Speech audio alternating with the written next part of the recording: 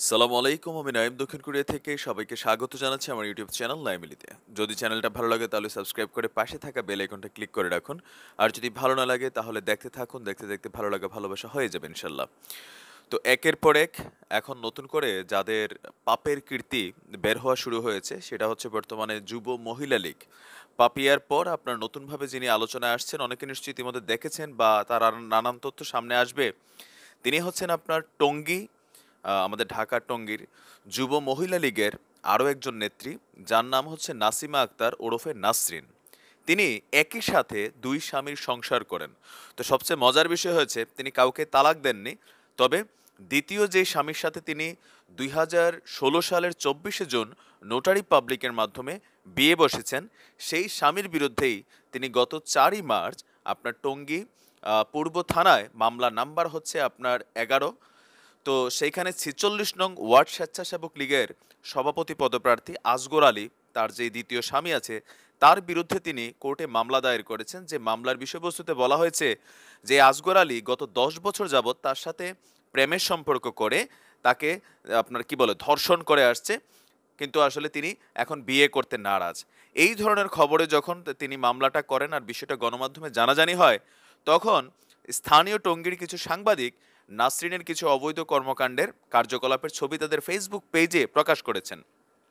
এক সাংবাদিক নাসরিন যে বিয়ে বসেছে যে 2016 সালের 24শে জুন, সেটার হলফনামা তিনি ওখানে প্রকাশ করেন, নাম্বার 1। নাম্বার 2 হচ্ছে তিনি যে একজন মাদকাসক্ত ফেন্সিডিল খান, আপনারা ছবিতে দেখছেন যে তিনি বসে খাটের মধ্যে বসে ফেন্সিডিল খাচ্ছেন।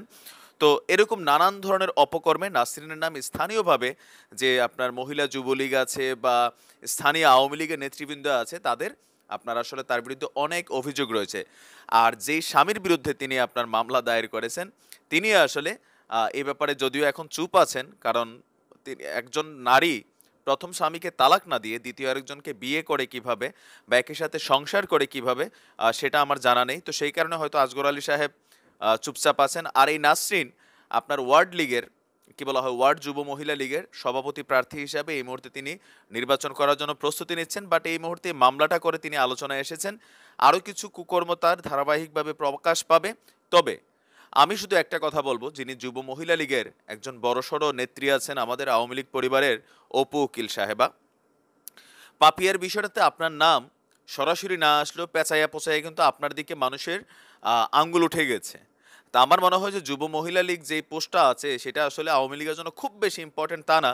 তবে যেহেতু নেত্রী আপনাদেরকে এই পোস্টটা দিছে, এই পোস্টে বসে মাসাল্লাহ ভালো সুযোগ সুবিধায় পাওয়ার কথা, এটা আমরা বুঝি।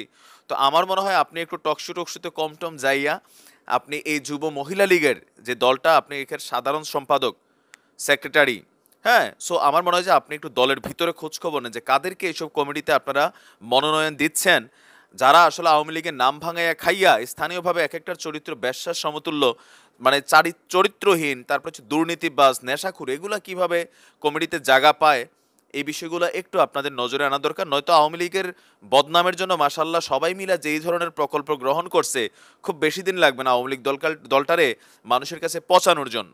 তো যাই হোক, পরবর্তী সময় আরও কোনো আপডেট থাকলে দিব। তবে আজ এ পর্যন্তই। ভালো থাকুন, সুস্থ থাকুন। আসসালামু আলাইকুম।